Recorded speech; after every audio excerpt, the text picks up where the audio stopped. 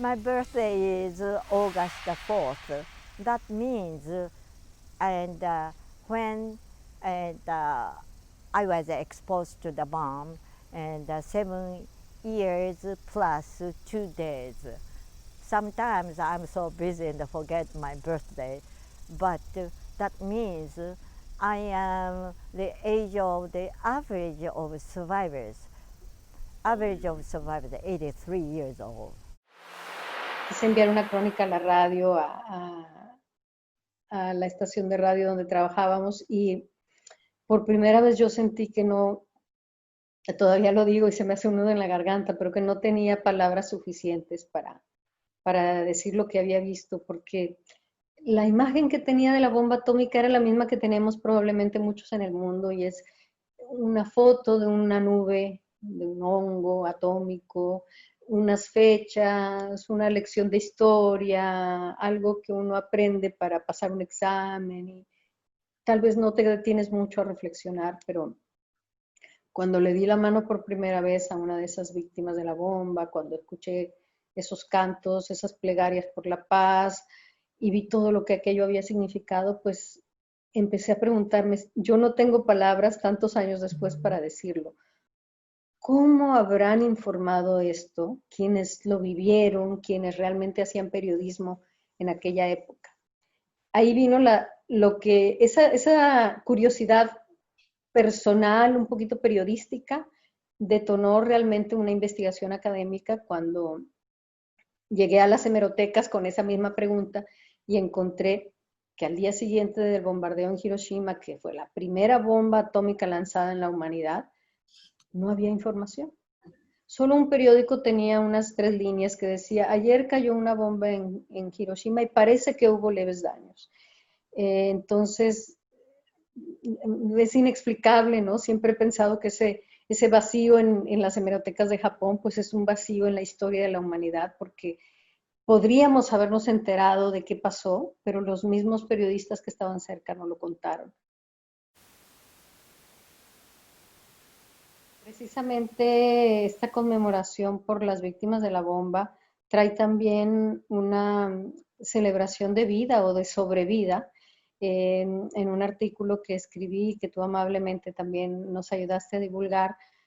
habla mucho de la sobrevivencia de la gente que, así como en estos tiempos tenemos conciencia de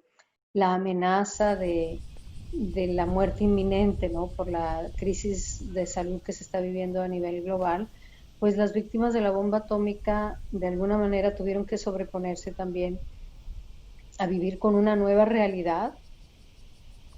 aprender a vivir con enfermedades, con secuelas, con un trauma psicológico muy fuerte que los mantuvo en silencio, con una realidad también política e informativa que los mantuvo en silencio, porque no era muy cómodo hablar de lo que había pasado, y resultaba, pues sus voces resultaban muy críticas, ¿no? Para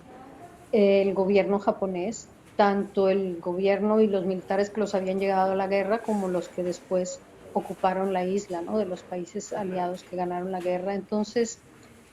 todo, todo este panorama oscuro que ellos vivieron literalmente debajo de esa nube atómica, los hizo después abrir los ojos a la vida, es decir, estamos vivos, muchos todavía con mucho dolor porque ellos decían que sentían que debían haber muerto junto con sus familiares que se habían ido, ¿no? I saw the city, and what I recognized was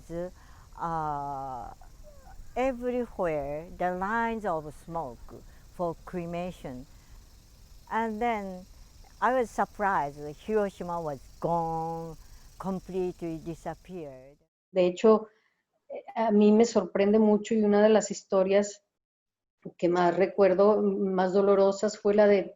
el señor Taniguchi, un señor de Nagasaki que era un chico de un adolescente, 15, 16 años, a quien le explotó la bomba en Nagasaki y su foto es muy famosa a nivel mundial, está en el Museo Conmemorativo de Nagasaki, de La Paz, está en muchos lugares porque está completamente, su espalda está completamente expuesta, roja, y duró años en el hospital boca abajo, o sea, en esa posición, y lo único que recuerda es que todos los días pedía a gritos que lo mataran, o sea, podemos imaginar el dolor, ¿no?, de estas personas. Ahora, este señor vivió literalmente, sobrevivió con sus heridas exponiendo sus órganos, o sea, es terrible hacerte la crónica de esto, pero él podía ver su corazón, o sea, la piel se adelgazó tanto que podía ver su corazón, y esto es como un simbolismo de él mismo, ¿no? Él nos mostraba su corazón, o sea, qué corazón tan fuerte tiene que haber tenido para resistir aquello y haber vivido tantos años. Él falleció hace 2 años, siendo el vocero de ese dolor, ¿no? Pero también el vocero no, ellos no solamente hablan para decir, mira, me dolió, mira lo que tengo, sino para decir, por favor, no lo repitan, ¿no? Que eso es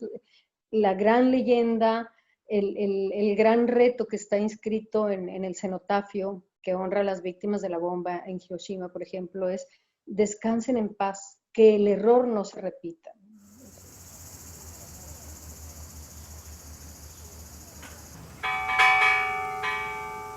Afortunadamente, los niños de Hiroshima y Nagasaki han escuchado las historias de los abuelos, de los bisabuelos, y tienen una conciencia muy especial sobre el valor de la paz, ¿no? A ellos les tocó vivir eso. Hay una historia también de esperanza, y es que en medio de la tragedia de Hiroshima del 6 de agosto de 1945, en medio de ese dolor, de esa oscuridad, también nacieron niños. Eso es un milagro. En medio de aquella tragedia nacieron niños. Y uno de ellos, Yoshinori Sakai, le llaman el bebé de Hiroshima, fue precisamente quien encendió el pebetero olímpico en los Juegos Olímpicos de Tokio en 1964. Entonces se hizo atleta, y ese simbolismo fue muy importante para la sociedad japonesa. Un niño que nació entre el fuego, entre la tragedia, 19 años después, estaba llevando ese fuego a encender, estaba llevando ese fuego a encender esa inauguración de un evento internacional que hablaba un poquito de ese resurgimiento de Japón. Entonces, los niños lo vivieron de manera muy difícil, pero también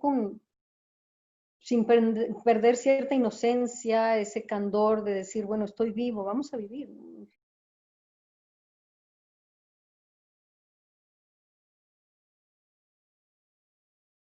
Normalmente asisten muchísimas personas, o sea, hay delegados de más de 100 países, ha habido cientos de miles de personas en las ceremonias,